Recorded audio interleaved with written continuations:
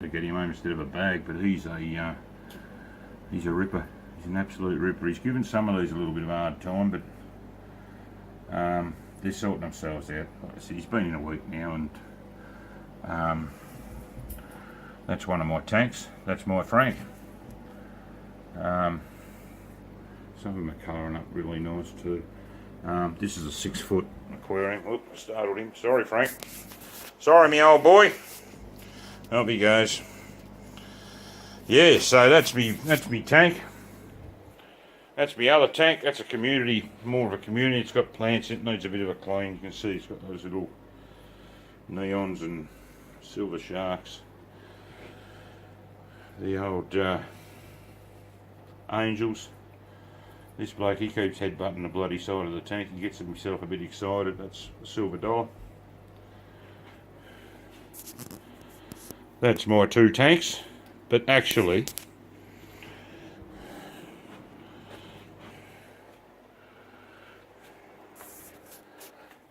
can't have 2 without a third. This is a little nano tank, but these guys keep breeding like buggery. It's just full of little guppies. There's some endlers, and see the endlers there, the colourful ones. A lot of babies. They just keep breeding, so as they get a little bit bigger, I throw them in with the other boys. But let's go out to the car. Right, back to the car. We've done a fair bit. Well, I don't know, when you look at it, it probably doesn't look like much, but geez, there's been a shit ton of work I've done to it. I got through and cleaned out, well, I didn't clean it out to be honest, but I went through all the shit inside, and I found all me chrome, original HZ chrome trims off the car. A couple of them are a little bit munted, because it did have a hit in the right hand front when I got it, but I was sort of looking at them, and I think I might, I'll try and straighten them, and I'll keep my eye out. If any more pop up, I can switch them out, of course. So I thought, yeah, all right, they'll go back on the car, because they're there. And the other thing is that I won't have to fill up all these bloody 500 friggin' holes through the sides of the doors and the bodies. I'll have to put holes, of course, in that door from the last video, the HQ door. But that's certainly no biggie. So I found them. I found a shitload of right-hand mirrors, the remote style that these old chookers had. I don't know how the hell I end up with that many, but I've got spares. I've got bloody spares. Me tail lights, I found me tail lights, thank Christ, because they were starting to, yeah, I was wondering where the hell they were, because I know the ones in it are, they're stuffed. They're stuffed. I found my radio, original radio out of the thing. That's there with all the knobs and whatnot, so that can go back in eventually because the dash hasn't been cut. Yeah, all kinds of knickknacks and goodies, and there's a lot of doubles or everything. There's probably 8 sets of wipers in there. Don't know why. I mean, I had 2 cars, of course. I've got to remember that's why there's probably extra seat belts and all kinds of knickknacks from inside, because I had the original car and then I reshelled it with this other shell, which would have had bits of shit in it. Even in the boot, I haven't cleaned it out. I've just gone through it a bit. The boot I went through a little bit.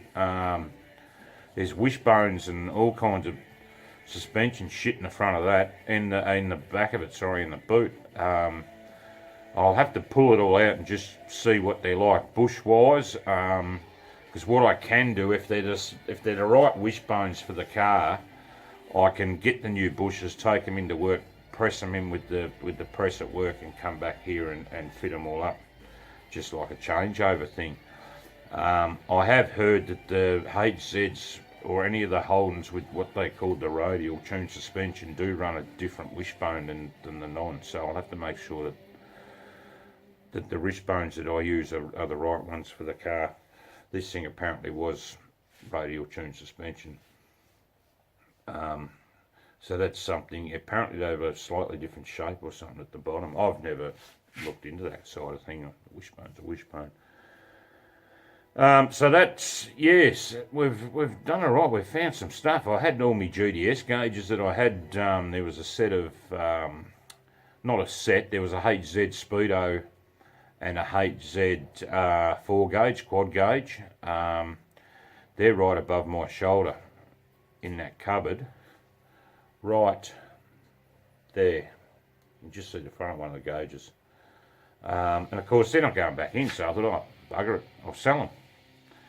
And one bloke on a forum said he'd give me 300 for the lot. Now I've got a HJ HX Speedo, a HJ HX quad gauge, I've got a HZ Speedo and a HZ quad gauge, and there's a clock somewhere, a white needle clock, so I'm assuming that's HJ HX.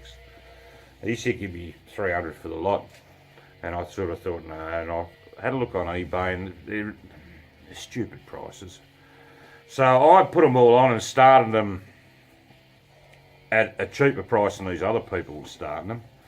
And they've all got bids. They've all, yeah, there's a bid on each and every one of them. So I'll end up with some half decent coin out of just these gauges. And that ends, today's Friday, I'm sure they'll end Sunday. I reckon I might have listed them last Sunday night. Hopefully there's a bit of a flutter at the end, but if not, so be it. And yeah, I had no intention of putting GDS gauges back in this thing. What else was there? We'll see how they do. It'll be interesting. They're doing okay as we speak. Like I said, every one of them's got bids, and I tested the Speedos tonight with the drill, and both of them work. So I'll revise the listing, just letting people know that I've drill tested them. Yeah, so apart from that, the car itself, I've stripped the roof down. I got that back to bare metal. A tedious bastard job, but see, I did it with an orbital sander. I didn't hit it with stripper, and I had to do it because there was crow's feet through the paint, and there was rust. So you can't. Yeah, you've got to get the thing back, get that treated, and get on top of it. And I bought the etch primer today to do. Yeah, any of the bare metal, of course, I've got to put etch primer on. I've got that today, and I've bought some. I've bought the rest of the primer. Well, 4 litres of the stuff. Yeah, I end up just getting Repco stuff. It all comes out of high chem. Same with super cheap stuff. I got super cheap thinners because it was cheap. It was $25 or something for 4 litres. I wanted to get more today, but they had none left. So it's usually around $36 for 4 litres, but it's the same stuff. Well, it comes in from high chem as well, so most of that stuff's most of that stuff's all out of the same joint. So that's about as much as I've got. I'll give you a bit of a butcher's hook. The door, like I said, the door's done. The roof's bare metal. I've got filler in all the dints. There's a couple of little hail dints on there, and the main dint at the front that was giving me the shits. I pulled most of that with one of those suction cup bloody dint pullers, and it did the same. There was one in the rear, left rear pillar. I've got most of that out, so I've just got filler in it tonight, and in the morning I'll buzz it back and get this roof as straight as I can get it, and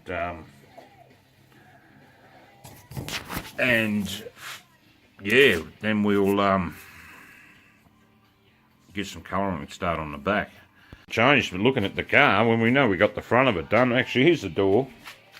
That's the last thing I think I filmed. Doing the plating, that's all. I think the plate was down that corner somewhere.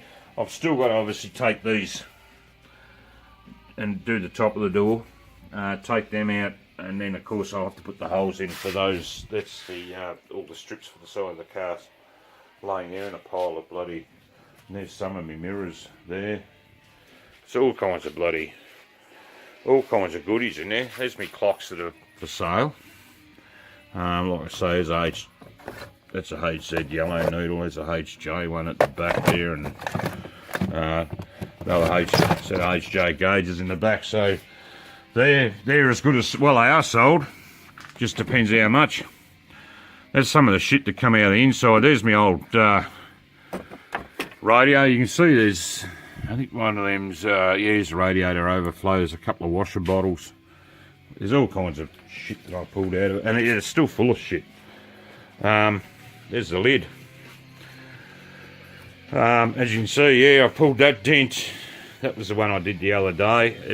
There's bits of, it's almost like hail damage. That little one there, that one there, the big one at the front.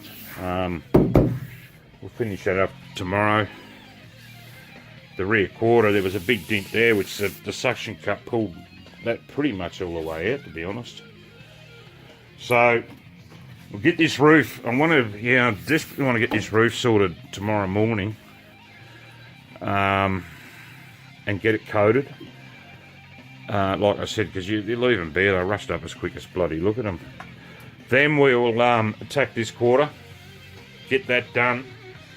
It's a little bit of work just under the bumper. I'll get that done, get all this rubbed back, all these inners, get that primed. I'd like to have that done tomorrow, and if that's the case, if I do get it done tomorrow, if not, it'll be Sunday. I will have to move my menagerie of bullshit in the driveway, the boat, the camper trailer, the Land Cruiser and the Commodore, take this out, spin it around, and I'll back it back in.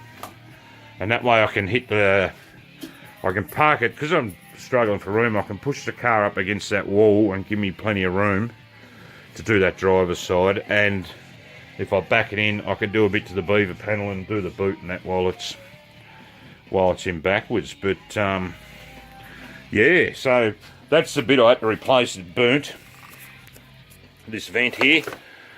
You can see that's a single dash vent there. It's only got one right on the edge there. The other one, which I don't know, I think I threw it up on top of the thing here. There's no marks, no cracks, but that's it up here.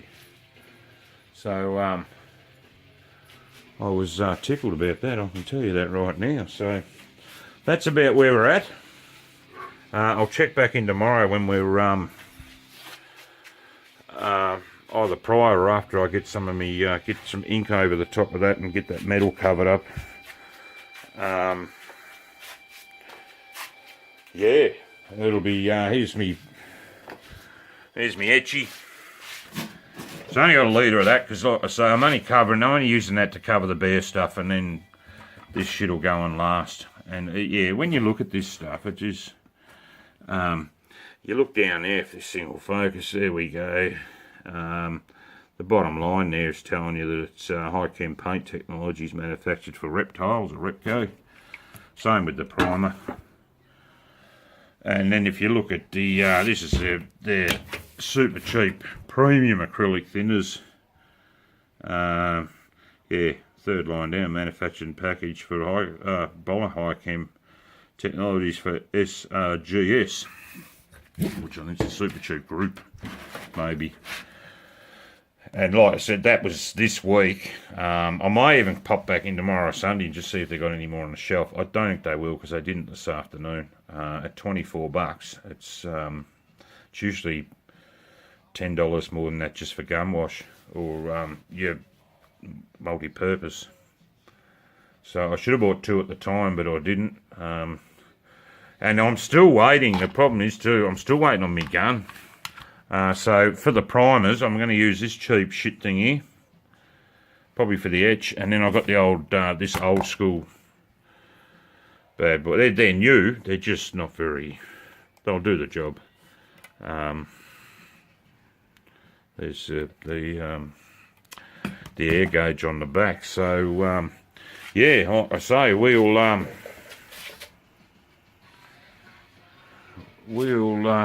check back in tomorrow and see how far we get with her. The weather won't be too hot too. That's another good thing we've got at the moment. It's cooled off a touch.